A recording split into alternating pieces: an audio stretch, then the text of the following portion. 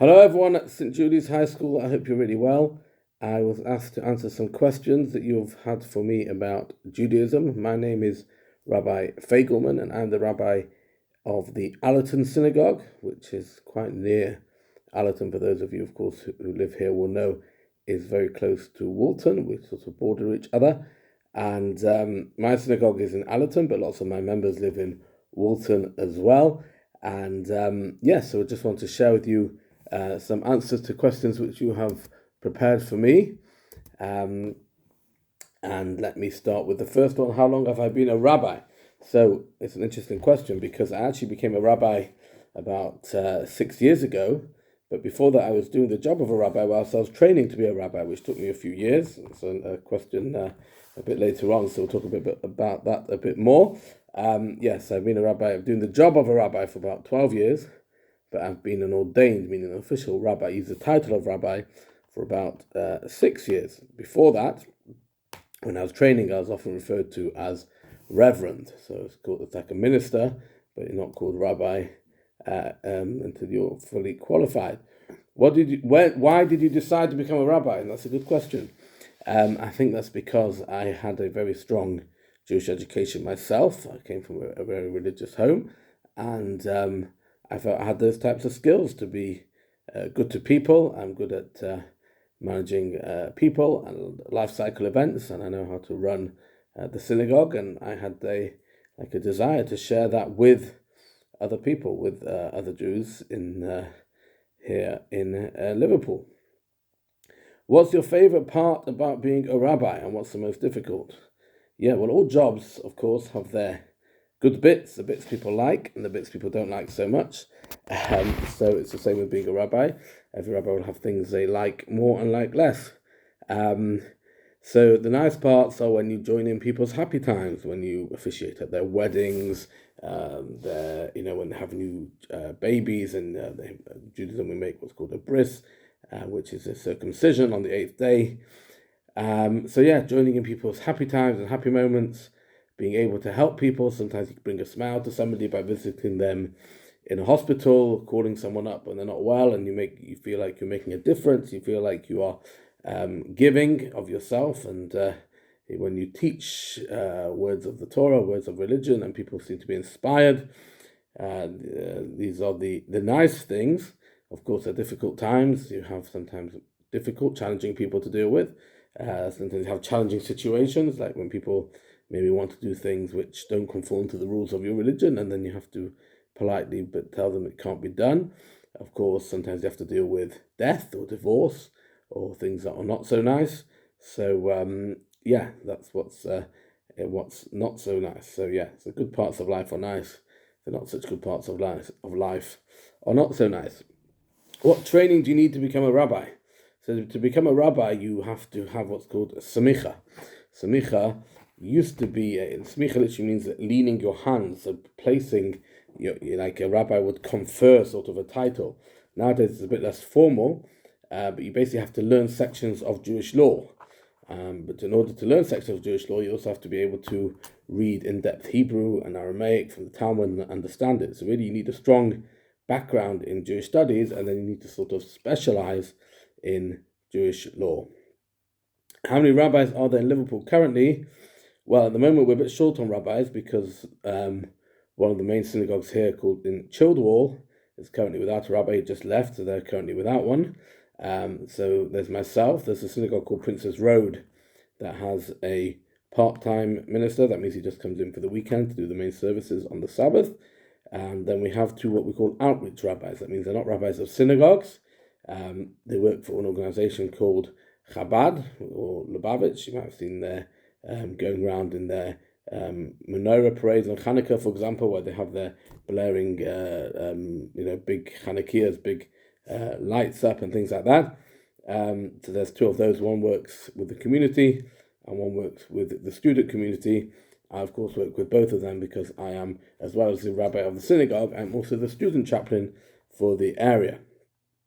The next question is your synagogue Orthodox or Reform? Now, we are an Orthodox synagogue, and we are what's called affiliated with the office of the Chief Rabbi. That's Chief Rabbi Mervis. Some of you might have seen him on the media. Before him was someone particularly famous called Lord Jonathan Sacks, a great thinker, a great speaker. He passed away quite young, a couple of years ago.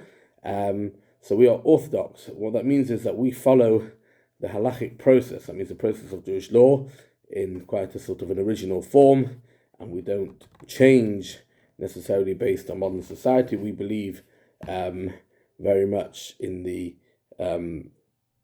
observed traditions and maintaining them.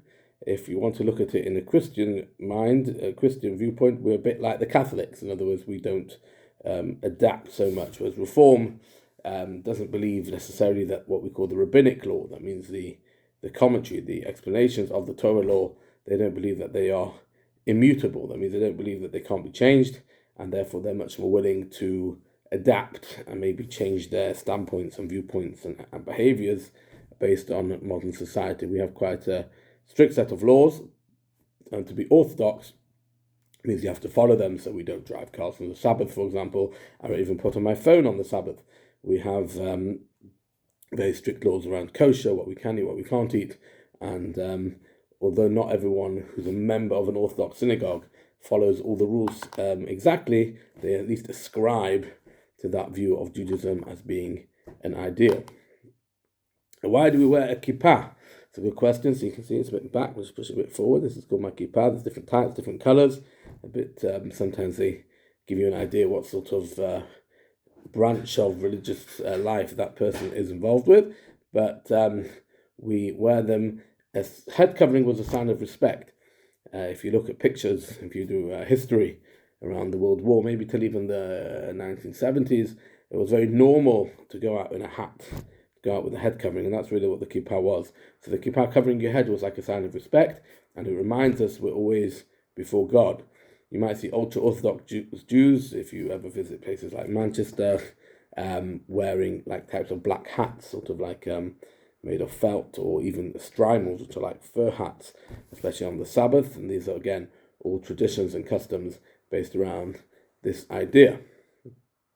How many times a day are you required to pray?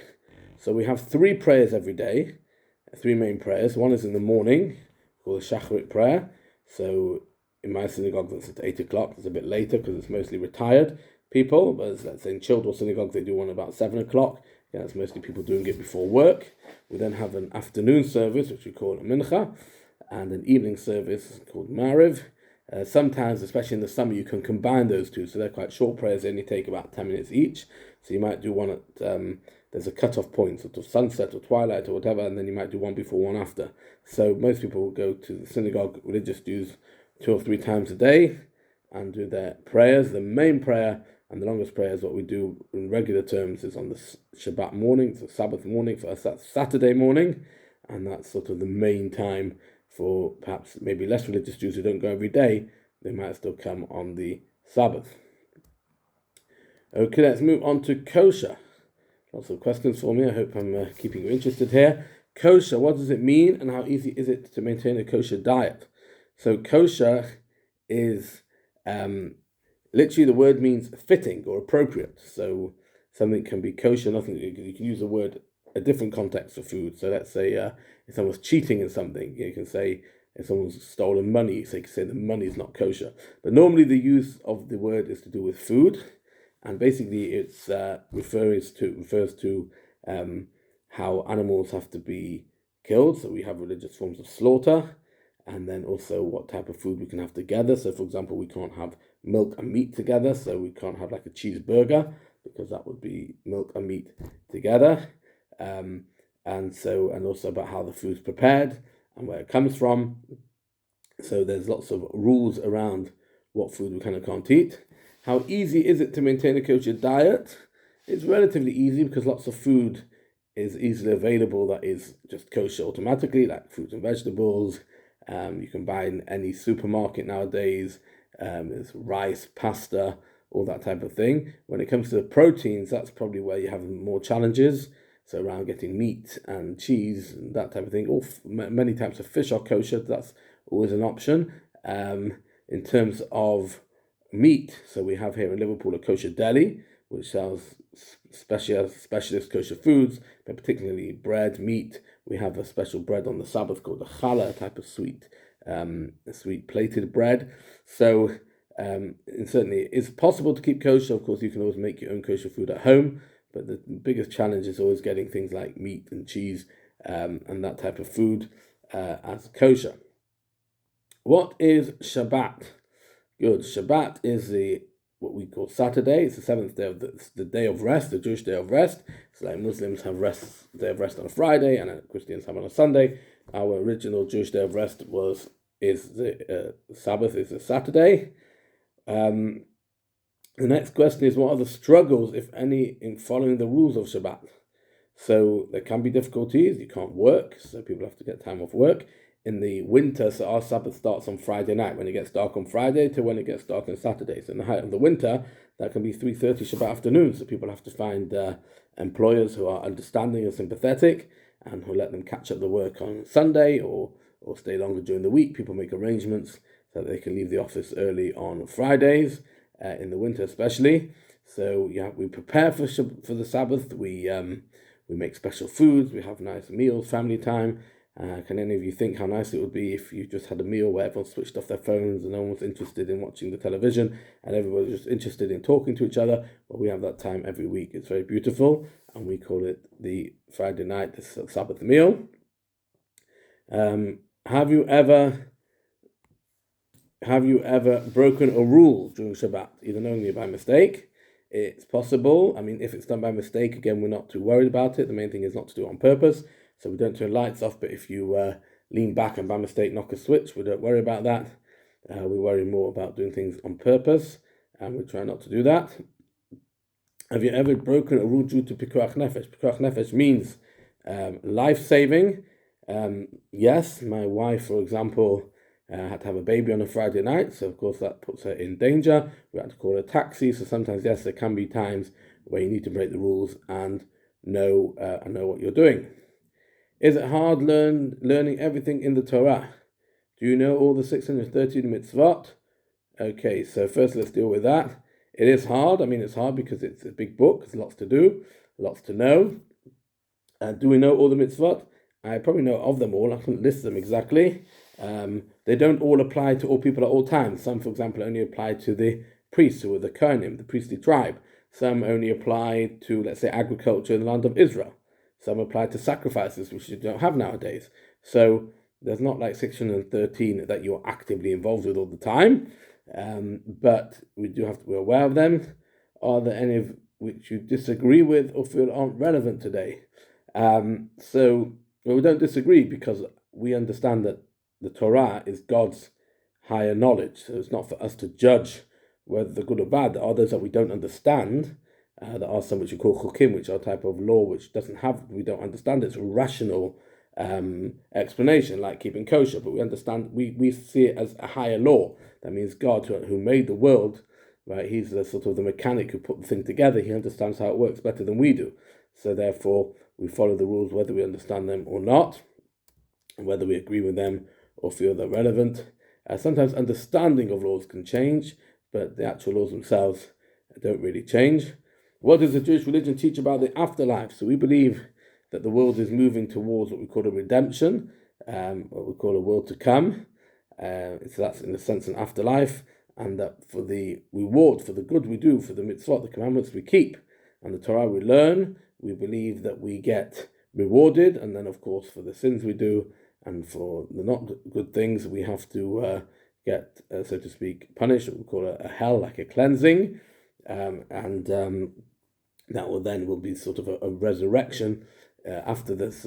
First, there'll be like a rebuilding of the temple and a new experience of that. The Jewish people today are in exile. That means we really belong in the land of Israel, but that was exiled nearly 2,000 years ago, and since then we've been waiting for the return of the temple. So we believe that will return and then eventually lead towards what we call Olam Haba, which is a world to come. Do you believe that people can convert to Judaism or they have to be born into it? So people can convert to Judaism. There are people who do it all the time. I've helped people along with it, but it's not something we believe we have to encourage other people. So we don't have a mandate of mission of trying to convert others. We're not evangelical. If somebody wants to convert and they show an interest for whatever reason, then we can happily help them along. It's quite a challenging process because, as you've all mentioned, known in your questions, there's a lot to learn, a lot to know. You've got to get used to practicing, see how people actually practice their religion. It normally takes a few years to do, but it does get done. It's done through what's called the Beth Din, which is a central body based in London, like a central Jewish court. They help people and decide when people are ready to go through the process. What do you find is the hardest part of being a Jew in today's society? That's a very good question. I think the challenges that we have, or really challenges for all religion, is that we live in a very secular environment. That means an environment where people don't really want to engage with religion. Even within religious communities, like the Jewish community, especially outside of very religious centers, it's hard to get people to be too committed and too engaged. I think that's a challenge.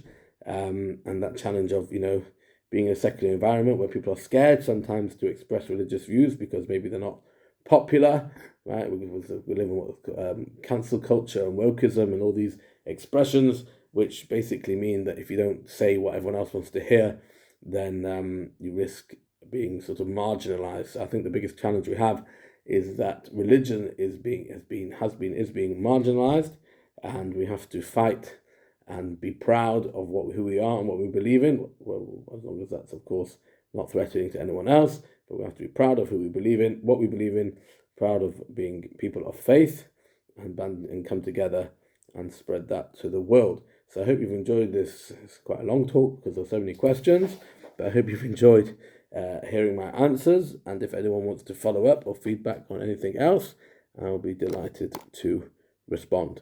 Have a good day, everyone.